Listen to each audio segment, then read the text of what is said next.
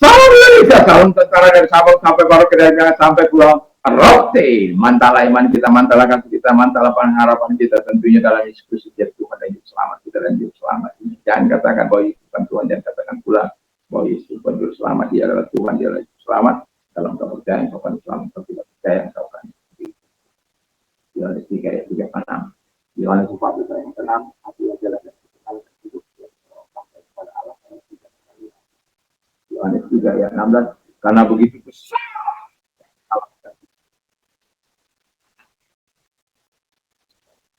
saya kepadanya tidak binasa malaikat terus mantap dan dengan menanggung keselamatan dengan hati percaya kalau dibenarkan dengan percaya kau tidak akan bermasalah dalam Yohanes 10 ayat 9 sampai dengan 11. Kiranya Tuhan Yesus memberkati kita semua. Di malam hari saya mengucapkan selamat malam, semoga kekuatan Tuhan, kekuatan firman, kekuatan Roh Kudus, kekuatan doa, kekuatan iman akan terus menyertai hidup kita walaupun kita sedang rehat-rehat. Kiranya kita terus punya kerinduan menyenangkan hati Allah. Mulai pendengaran Tuhan Yesus memberkati. Mari kita berdoa. Terima kasih Tuhan. Kiranya Tuhan Yesus memberkati kami di dalam nama Yesus Kristus. Dalam kami mengalami imposter dan ketenangan dari dalam nama Kristus. Saya akan membacakan Matius 11 ayat 8 sampai 30. Marilah kepadaku semua yang letih lesu dan beban berat, aku akan memberikan kelegaan kepadamu. Itulah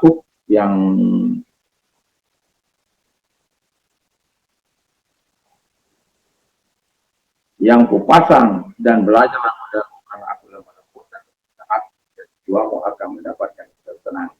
Sebab kuk yang kupasang itu enak dan beban ini. Saya memberikan judul ketenangan pada masa kelelahan. Ya, ketenangan pada masa kelelahan. Biasanya orang yang lelah itu gelisah. Kalau semua tidur, ya gelisah gitu ya. Karena kita pernah mengalami. Kita ke sana nggak tenang, ke sini nggak tenang, balik sana nggak tenang, balik sini nggak tenang. Tapi Alkitab mengatakan bahwa Tuhan akan memberikan ketenangan. Nah, jelas dari pembacaan itu supaya kita mendapatkan ketenangan pada masa kelelahan. Yang pertama dikatakan, marilah kepadaku semua yang letih lesu dan berbeban berat. Jadi siapapun kita dikatakan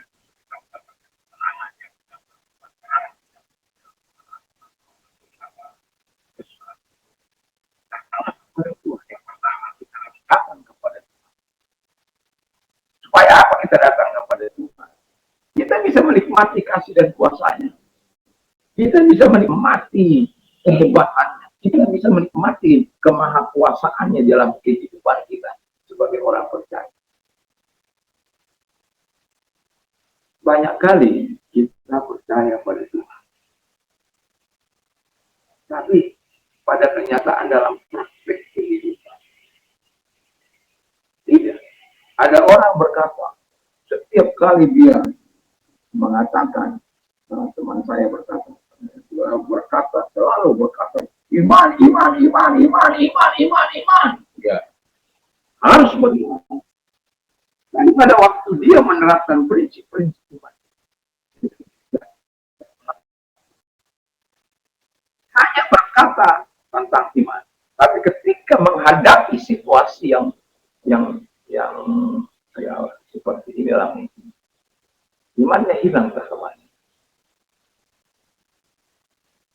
Maka seringkali saya katakan bahwa banyak kali juga kami ya sebagai pemerintah ini hanya mengatakan Yesus kuasa luar biasa. Tapi ketika sakit, orang disuruh untuk datang. Hebat Tuhan, luar biasa. Tapi ketika dia sakit, siapa yang bisa datang? Saya kadang-kala cek kepada dokter. Ya.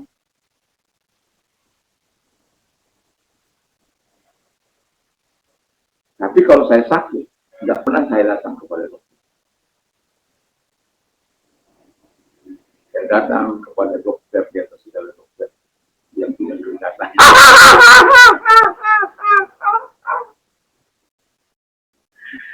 Tapi di segala sesuatu yang tidak kelihatan itu, kepada dia saya datang. Dalam doa saya bisa sujud, dalam doa saya bisa saya berdiri, dalam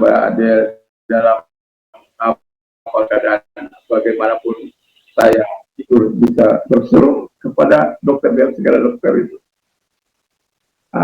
Luar biasa. Datang kepada dia, jangan takut. Yang kedua, takut mengalah, sebagaimana yang ada. Pikulah kuk yang kupasang. Ya, saya pernah membaca di sawah, jadi itu dipasang di sini, di leher kerbau atau sapi. Banyak sawah. Nah, saya juga sudah pernah melihat sapi yang membajak itu. Lehernya itu berarti sangat menyiksa. Artinya kuk itu tidak sesuai dengan apa yang dipasangkan kepada sapi. Tapi saya bersyukur kami punya pajak itu dulu, itu selalu bisa pas. Dan Alkitab mengatakan kuk yang dipasang itu selalu enak, ya. Itu tidak menjadi beban bagi kita, meringankan beban, sebab kuk yang kupasang itu enak kata Tuhan. Kenapa? Tuhan tidak pernah membawa kita kepada kehancuran. Tuhan tidak pernah membawa kita kepada penderitaan. Selalu Tuhan membawa kita kepada ketenangan. Dan kalau pemimpin di dunia ini ada Tuhan tidak mau tahu kau mau menderita,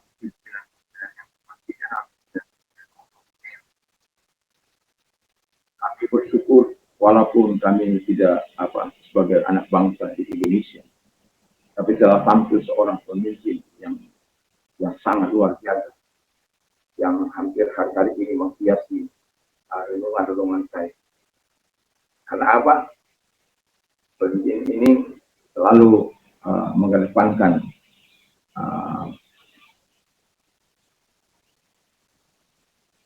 peraturan, ketegasan, tapi dia juga selalu memberikan solusi kepada yang menjadi korban. Yang saya sangat kagumnya adalah orang yang sudah salah melanggar peraturan, tapi masih diberikan rumah susunkan atau tempat tinggalkan, bahkan menjadi tempat milik sendiri. Itu sesuatu yang sangat luar biasa. Keringanan pajak dari 2024 sampai ke bawah. Saya baru dengar ada yang sudah berencana membuat motornya itu motor bodong. Tapi dengan pengampunan ini, dia merasa lega. Karena apa? Dia bisa membayar pajak dengan ringan. Ya, dia bercerita bahwa dia mau membuat motornya itu menjadi motor bodong. Ya, dapat surat-surat artinya.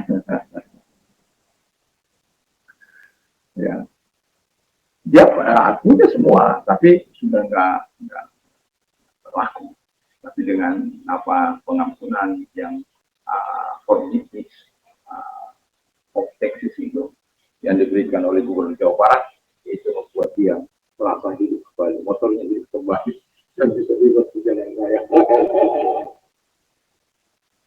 Ya, itu memberikan kelegaan. Pemimpin harus memberikan kelegaan kepada rakyatnya, keringanan kepada rakyat.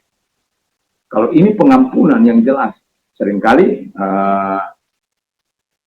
alleviation of taxes itu sudah diberikan dengan tidak membayar denda, ya, tidak apa istilahnya, tapi tidak didenda, tetapi terus membayar berapa tahun, ya tidak ada denda, tetapi itu namanya alleviation of taxes.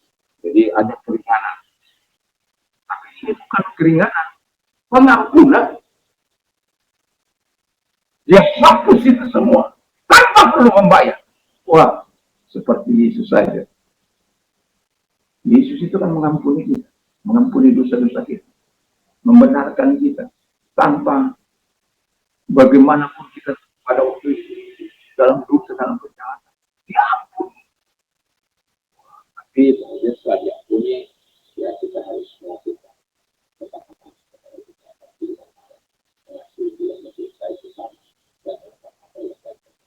haleluya. Nah, jadi beban yang dipasang oleh Tuhan itu ringan. Tidak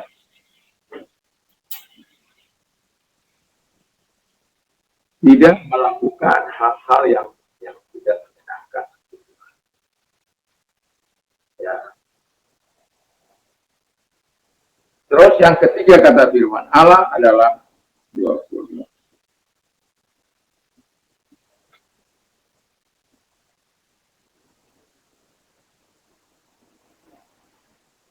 Belajarlah kepada Tuhan, ya, sebab aku lemah dan rendah hati, jiwamu akan mendapatkan ketenangan. Ya. Jadi belajar kita kepada Tuhan. Kalau ada yang baik dari seseorang, kenapa tidak? Saya dalam perjalanan dari sini ke Jakarta, saya bertemu dengan mantan seorang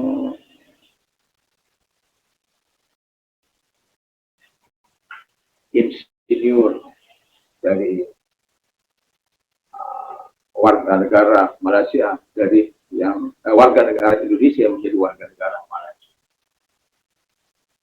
Dia berbeda pendapat dengan seorang profesor yang terkenal di negeri ini, yang belajar terus utamanya. Lalu kemudian dia ingin mendirikan mobil nasional. Ya. Lalu apa yang terjadi? Mereka berpendapat karena yang satu ingin mendirikan yang terbang di udara, lalu yang satu ingin jalan, tapi kemudian dia pindah ke Malaysia dan mendirikan apa yang disebut transformasi. Dia mengatakan kadang-kala kita ini sombong, ya. Kita tidak mau meniru orang lain. Meniru itu tidak salah, hal yang baik. Ya kalau kita sudah punya kita modifikasi. Kalau kita sudah mahir dalam kita modifikasi menjadi hasil karya kita, hasil modifikasi. Tapi meniru itu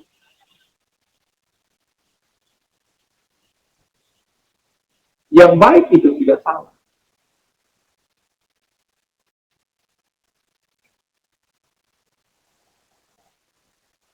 Tetapi dikatakan setelah itu kita modifikasi. Satu lagi saya lupa apa itu. Yang ada 3 yang dalam kaitan seperti tapi ternyata dalam. Saya hanya ingat yang 2 ini. Tetapi saya mau katakan kepada kita memang harus belajar kepada Tuhan dalam hidup kita.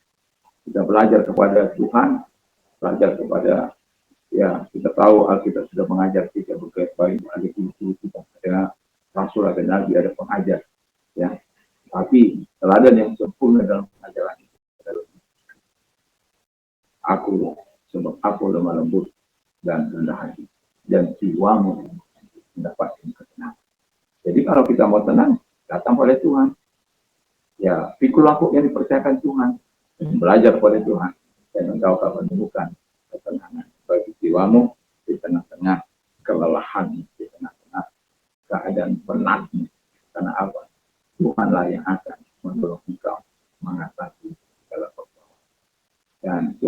selalu memberikan engkau kekuatan dan ketenangan untuk mengatasi segala kelelahan. Ya. Dan kalau engkau lelah, jangan putus asa. Kalau lelah jiwamu, jangan putus asa. Lelah tubuhmu, jangan istirahat, ya, cukup.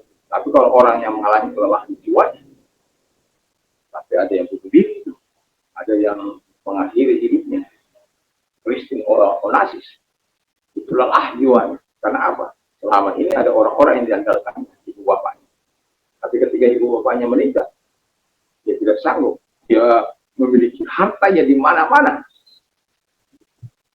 Tapi pada akhirnya dia mengakhiri. Karena apa?